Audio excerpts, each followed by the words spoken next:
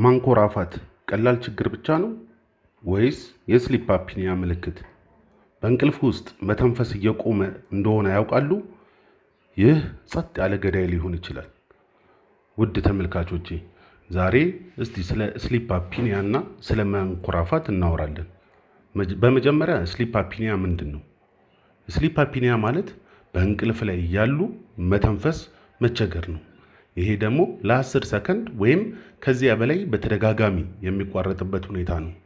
አንዳንድ ሰዎች ሌሊት በመቶዎች ጊዜ መተንፈሳቸውን ሊያቋርጡ ይችላሉ። ዋና ምልክቶቹስ? ከፍተኛና ተደጋጋሚ ማንኮራፋት፣ በእንቅልፍ ውስጥ መተንፈስ ማቆም። ይህንን ብዙ ጊዜ አብሮ ተኝቶ ያለ ሰው ሊነግረን ይችላል።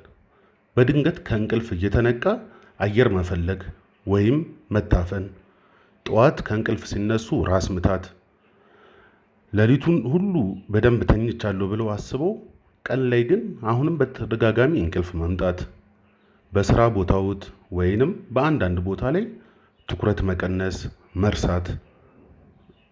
ሌላው ደግሞ በትንሽ ነገር ዝም ብሎ ብስጭት ማለት ወይንም ስሜት መቀያየር የነዚህ የስሊፕ አፕኒያ ዋና ምልክት ናቸው።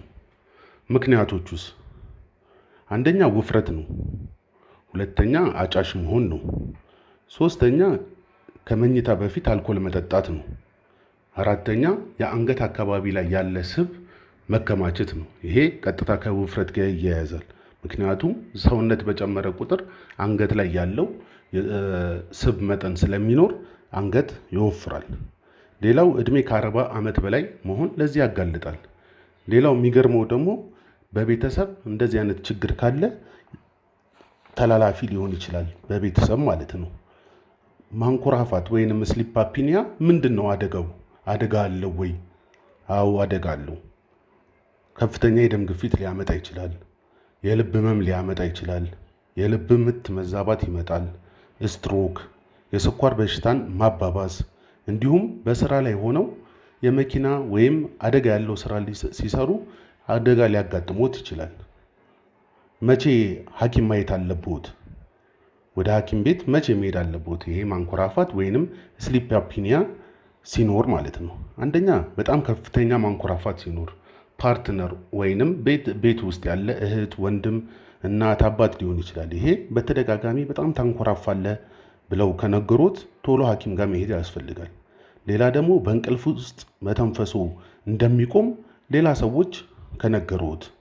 ሶስተኛ በቀን በተደጋጋሚ በትንሹ ከ2 እስከ 3 ጊዜ እንቅልፍ የሚወስዱ ከሆነ፣ ጠዋት በተደጋጋሚ ራስ ምታት ካለ፣ ሌላ ደግሞ የደም ግፊትና የስኳር ህመምተኛ ሆነው መድኃኒት እየወሰዱ ግን ስኳሩም ደም ግፊቱንም መቆጣጠር ካልቻሉ እና ማንኮራፋት ካለ እነዚህ በዚህ ምክንያት ሊሆን ስለሚችል ሐኪሙን ማማከር አለቦት።